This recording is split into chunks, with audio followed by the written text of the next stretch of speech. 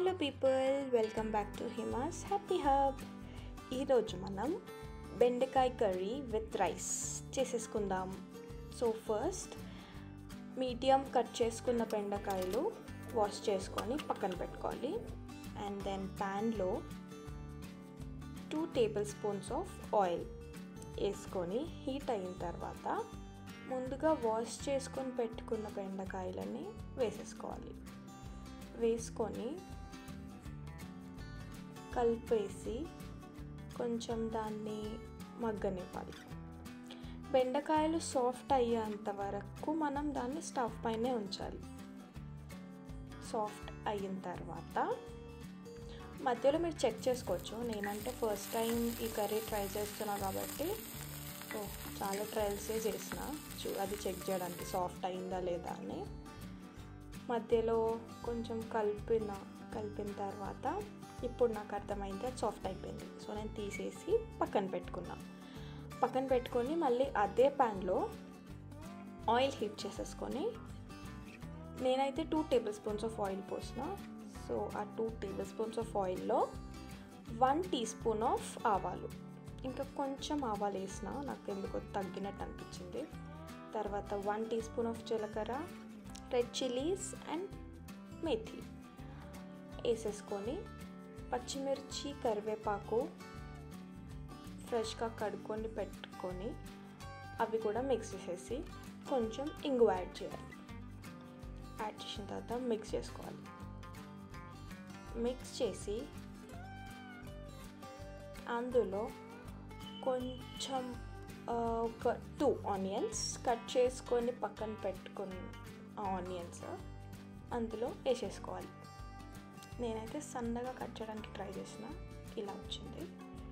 అవి వేసేసుకొని కలిపేసినామంటే కొంచెం ఆనియన్ లైట్ బ్రౌన్ అయ్యేంత వరకు ఉంచుకొని అందులో జింజర్ గార్లిక్ పేస్ట్ నేనైతే 1.5 స్పూన్ వేసా.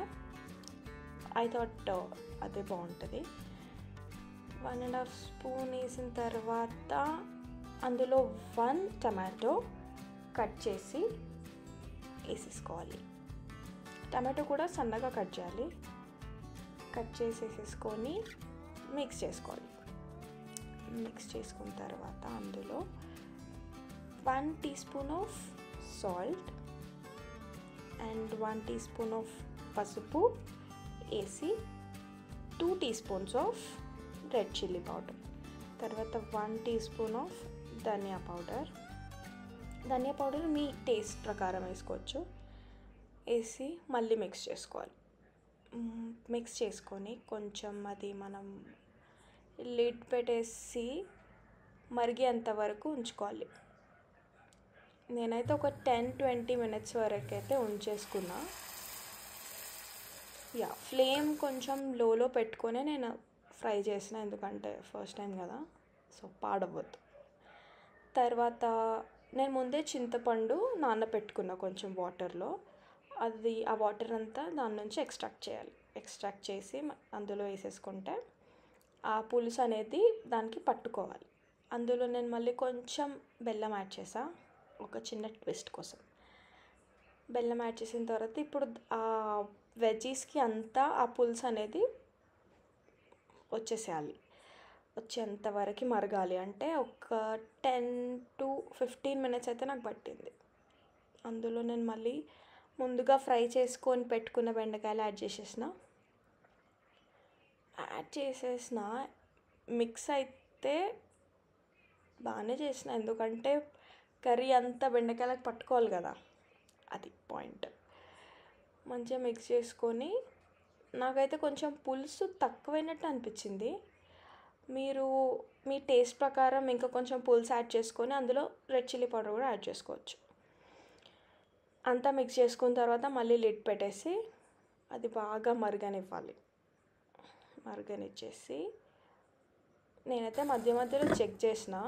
మరి మీకు ప్రాక్టీస్ ఉండే వాళ్ళకైతే తెలిసిపోతుంది ఎప్పుడు మరిగింది లేదు అని. సో నేనైతే తర్వాత లాస్ట్కి ఒక 20 మినిట్స్ వరకు అయితే నేను అట్లనే పెట్టి చూసేస్తే ఫైనల్గా అయితే ఇది లుక్ చాలా బాగా అయిపోయింది. ఐ థాట్ ఇదే కరెక్ట్ టైం. స్టవ్ ఆఫ్ చేసి మంచిగా వేడి వేడి అన్నంలో పెట్టేసుకొని ఆ కర్రీ వేసుకొని తిన్నామంటే నా సామిరంగా ఆహా! ఫస్ట్ టైం చేసినా కానీ ఏమన్నా చేసినావా? వావ్! గ్రేట్. సో ఇలాంటి మంచి వీడియోస్ కోసం చూస్తూ ఉండండి Hima's happy herb. Thank you for watching.